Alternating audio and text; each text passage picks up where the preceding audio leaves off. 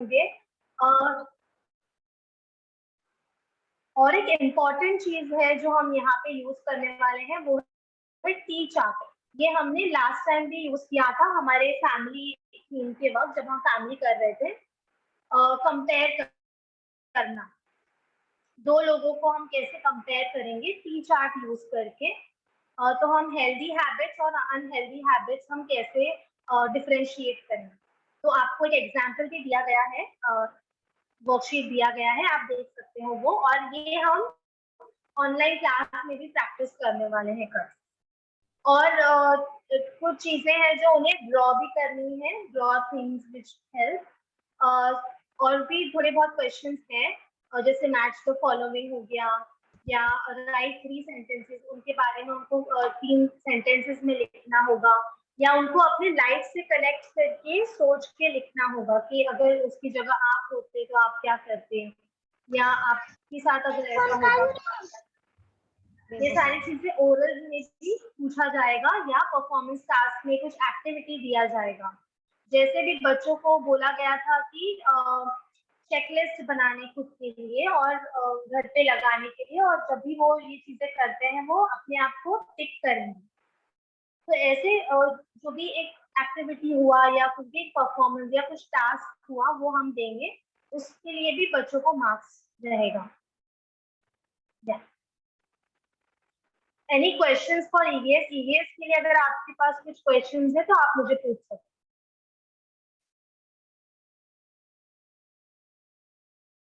I am done sir.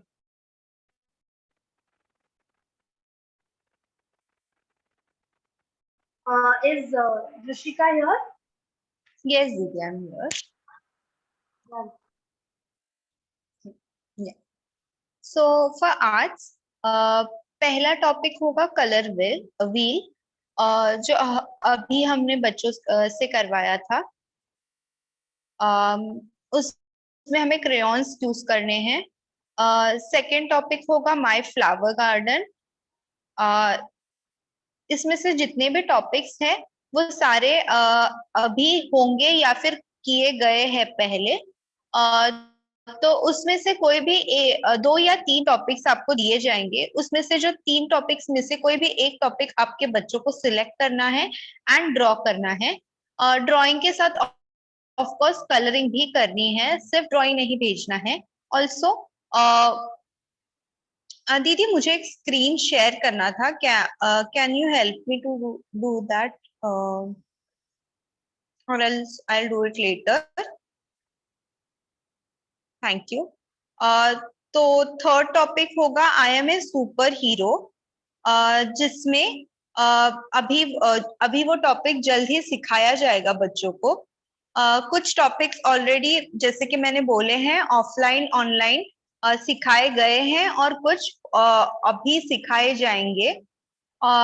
उस इन 3 topics आपको दिए जाएंगे ऑप्शनल, तीनों में से कोई एक बच्चों को करके भेजना है एग्जाम के वक्त। ऑल्सो जब बच्चे पेपर्स भेजते हैं तो उन्हें उनके नाम, डिवीजन और स्टैंडर्ड लिखना है। बिकॉज क्या हो जाता है, बच्चे सिर्फ अपना नाम लिख के भेजते हैं, डिवीजन नहीं भेजते हैं। सो इट माइट हैपन कि दूसरे डिवीजन में भी उसी सेम नाम के बच्चे होते हैं। तो बच्चों को फुल नेम, सरनेम के साथ और डिवीजन और स्टैंडर्ड भी लिख के भेजना है, तो कंफ्यूजन ना हो। इसलिए प्लीज ये बात याद रखें कि जब आप ड्राइंग पेपर भेजते हैं तो उसके ऊपर नेम, डिवीजन, स्टैंडर्ड, ये सारी चीजें मार्जिन के ऊपर लिखनी चाहिए, और पेपर को चारों साइड से मार्जिन बना लेना है। बस इतनी सी बात। अगर कोई भी क्वेश्चंस है तो आप प्लीज पूछ सकते हैं। थैंक यू सना दीदी। हेलो। यस दीदी, बोलिए। अभी पेपर होने वाले हैं क्या? मैं अभी ज्वाइन हुई है, सॉरी मुझे लेट हो गया। हाँ दीदी, ये पेपर के बारे में मतलब मीटिंग है जिसमें एक्सप्लेन किया जा रहा है कि पेपर कब और किस तरीके से होंगे। अच्छा अच्छा, कौन सी तारीख से है? लेकिन मम्मी हम आपको ये भी बातें बता रहे हैं, अभी जो है हम सिलेबस के बारे में डिस्कस कर रहे हैं, तो पी के भैया अभी बताएंगे कि पी में क्या क्या वो कर पाने वाले हैं और एग्जाम में क्या पूछने वाले हैं।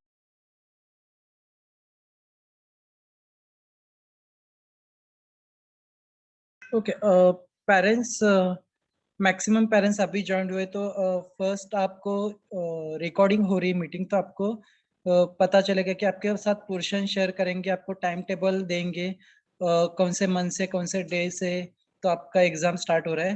तो उसके लिए अभी लास्ट में आप क्वेश्चन कर सकते हैं। तो अभी पीई का हम लोग स्टार्ट कर सकते हैं। लास्ट अभी पीई का सब्जेक्ट का टोटल 4 टॉपिक्स है एग्जाम के लिए। ऑलरेडी पीई में ऑलरेडी प्रैक्टिस किया एक्सरसाइज का। फर्स्ट टॉपिक वृक्षासन है। तो वृक्षासन में 1 लेग बैलेंस करना है, उनको पोस्चर चेक करेंगे, बैलेंसिंग आसन है ये।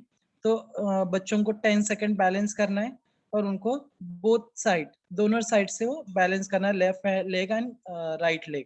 तो प्रैक्टिस अभी से बच्चों से लेना है। Jump on the glass, second skill है एग्जाम के लिए, जंप ऑन द ग्लास। आपके घर पे ऑलरेडी अवेलेबल है ग्लास, तो ग्लास के ऊपर लेफ्ट एंड साइड जंप, तो साइड जंप होनी चाहिए प्रॉपर, उनको जंप करना है। टोटल 6 टाइम करना है जंप्स बच्चों से, और प्रैक्टिस करके लेंगे पेरेंट्स कि उनको अभी एग्जाम दे रहे बच्चे, पी में प्रैक्टिस स्किल करते हैं और घर पे वो क्या करेंगे, प्रैक्टिस। तो एग्जाम जब भी देंगे भैया तब चेक करेंगे जंप प्रॉपर उनका मूवमेंट हो रहा है क्या, उनका डायरेक्शन कैसे है, उनका लैंडिंग कैसे हो रहे लेग, उनके बॉडी मूवमेंट कैसे है। तो पी में चेक करेंगे भैया। सेकेंड, क्रॉप वॉक, तो इसमें थर्ड में उनका बैक स्ट्रेट होना चाहिए, वॉक करना है उनको शोल्डर पर। तो हैंड्स मूवमेंट, उनके स्ट्रेंथ चेक करेंगे कि भैया उसमें उनका बॉडी में कितना स्ट्रेंथ है, उनका हिप सरफेस को टच नहीं होना चाहिए। तो जैसे पिक्चर में दिखाए जैसे वीडियो भी भैया बना के सेंड करेंगे, और बच्चों से वीडियो दिखा के सेम एग्जाम के करके 5 टाइम उनको करना है वो। Last, alternate to touch. तो अल्टरनेट टो टच में भैया टेस्टिंग का इसका इम्पोर्टेंट है कि अल्टरनेट टो टच में हैंड लेग आइज कोऑर्डिनेशन। तो इसमें बच्चों का मूवमेंट देखेंगे कि उनका हैंड मूवमेंट कैसे है, लेग को टोज को प्रॉपर हैंड्स टच हो रहे क्या, उनके हेड मूवमेंट। तो इसमें ये चीजें चेक करेंगे, उनका परफेक्शन, उनके मूवमेंट्स, उनके डायरेक्शन, कौन से डायरेक्शन में उनका हो रहा है, हैंड्स अप हो रहा है क्या, साइड में हो रहा है। तो ये हमारे एग्जाम है, तो पेरेंट्स को बच्चों से प्रैक्टिस करके लेना है कि अभी आपके साथ हम लोग पोर्शन शेयर करेंगे ऑल सब्जेक्ट का। तो जैसे आपको क्वेश्चन है उसमें पिक्चर्स है, आपको एग्जाम में क्या क्या कवर होने वाला है, एग्जाम में क्या लेना है, तो आपके साथ व्हाट्सएप ग्रुप पर सेंड करेंगे। और पीई के लिए मैं लास्ट सब थोड़े से पॉइंट मैं एक्सप्लेन करता हूँ कि पीई के एग्जाम कैसे आपको देना है।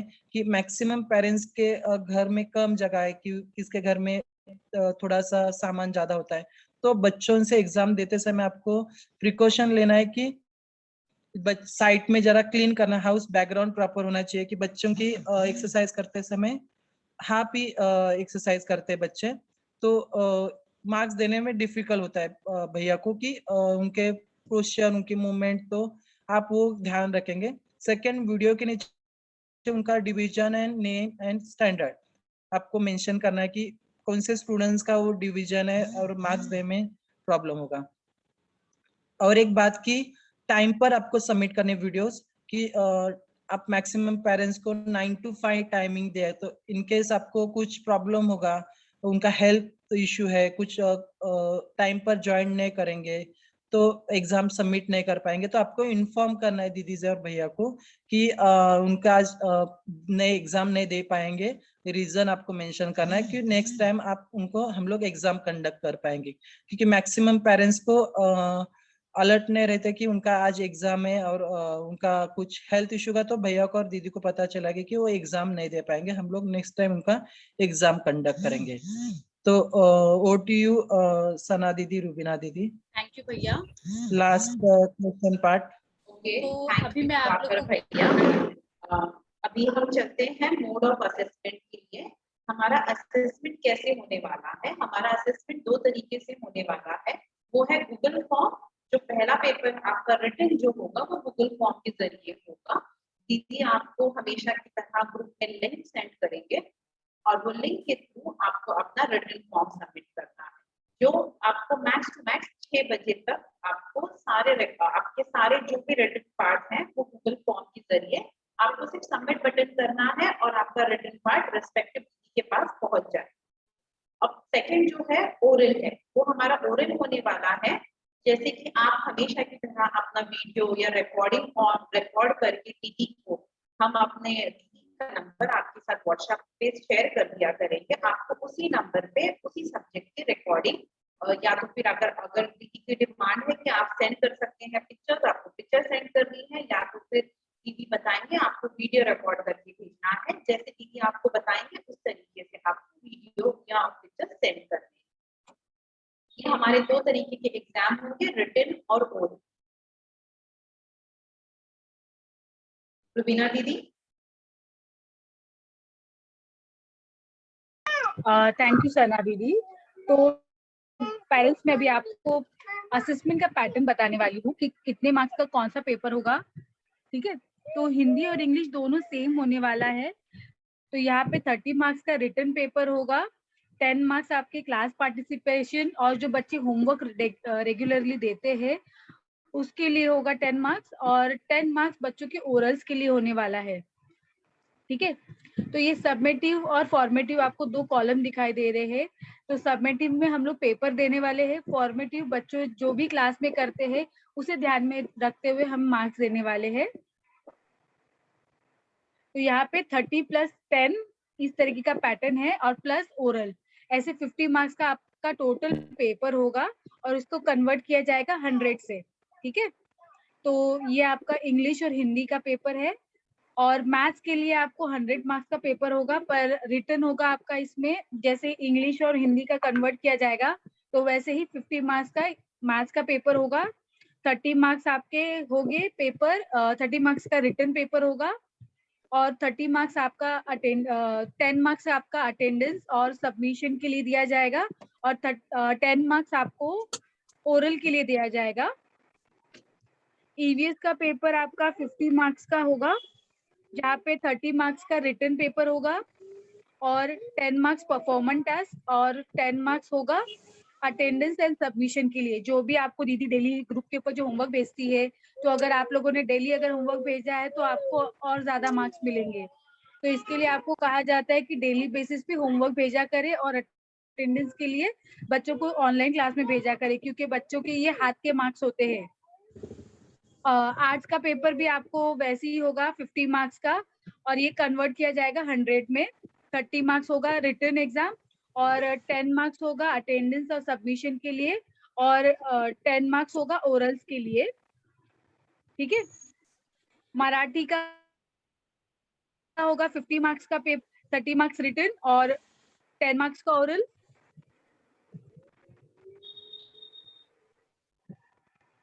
एक सेकेंड, मराठी के पेपर में थोड़ा सा अलग चेंजेस किया हुआ है। 30 मार्क्स का पेपर में 20 मार्क्स रिटन और 10 मार्क्स का ओरल होगा। 10 marks for reading and 10 marks for attending online classes and submission. PE का पेपर टोटल होगा 100 मार्क्स, इसको कन्वर्ट किया जाएगा 50 marks is equal to 40 marks skill base होगा टेस्ट और 10 मार्क्स फॉर अटेंडेंस और सबमिशन के लिए होगा और इसको पूरा कन्वर्ट किया जाएगा 100 में। ठीक है, ये हमारा असेसमेंट पैटर्न है। दीदी आगे।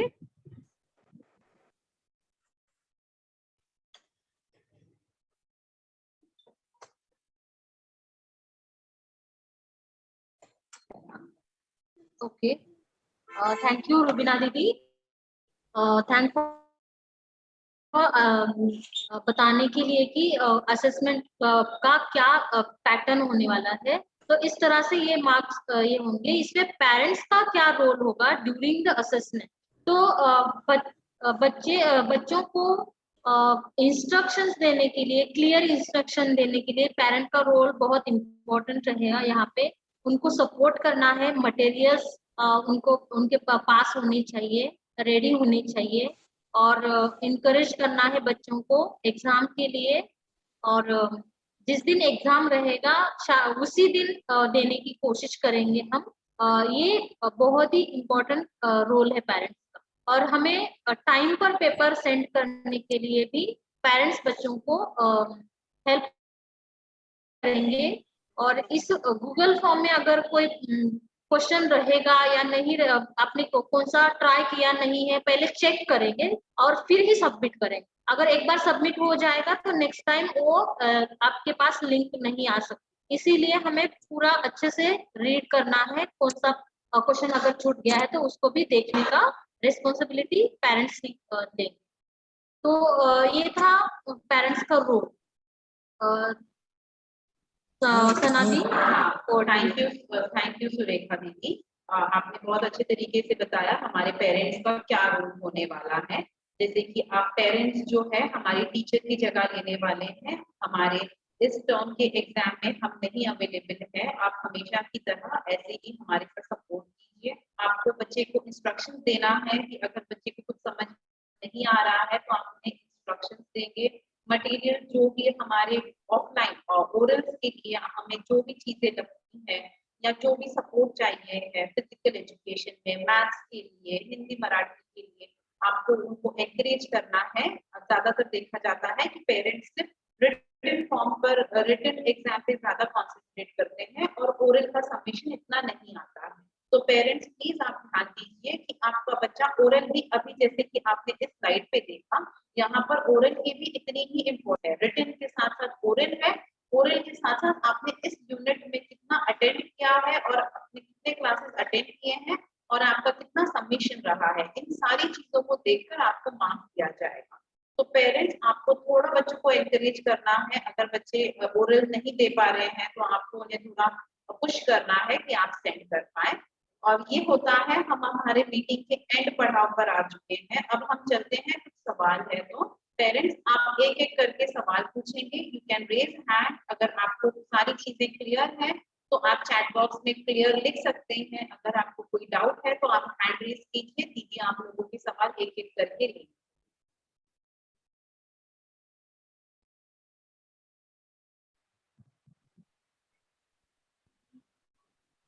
अर्चित, आपने हैंड रेज किया है। Thank you. Yes teacher. Teacher actually पढ़ाई तो अच्छे से हो रही है, लेकिन मतलब ज्यादा रिटर्न होमवर्क मतलब थोड़ा ही होता है तो इतना बच्चे लोगों को ध्यान में नहीं रहता। तो मुझे ऐसे लगता है कि थोड़ा सा एक्स्ट्रा और रिटर्न में होगा तो अच्छा होगा। लेकिन ऐसे भी लगता है कि फोटो क्लिक करके इसके ऊपर भेजेंगे तो टीचर को भी वो जंबल हो जाएगा पूरा, मतलब कितने जन का देखेंगे, ऐसा भी है। तो उसके लिए कुछ तो आइडिया होगा कि हम लोग रिटर्न में, जैसे हम लोग घर पे एक बुक बना के रिटर्न में करके लेंगे, क्योंकि ओरल में इतना इतना कॉन्सेप्ट क्लियर नहीं हो रहा है उनका। दीदी इस प्रश्न का उत्तर मैं देना चाहूंगी, रुबीना जी। हाँ दीदी, आपने जो बोला रिटर्न पार्ट तो होता ही है, ओरल भी उतना ही अटेंटिवली हमें करना है, क्योंकि आपकी आवाज ब्रेक हो रही है। यस दीदी, आपने बोला कि ओरल का उतना नहीं हो पा रहा है क्योंकि आप इंडिविजुअल नंबर पे भेजते हो ना। तो दीदी जितने भी बच्चे हैं उनका चेक करती ही है और उसके बाद ही मार्क्स दिए जाते हैं। तो आपको जितना रिटर्न आप कर रहे हो उतना ही ओरल भी आपको उसी तरीके से करना है।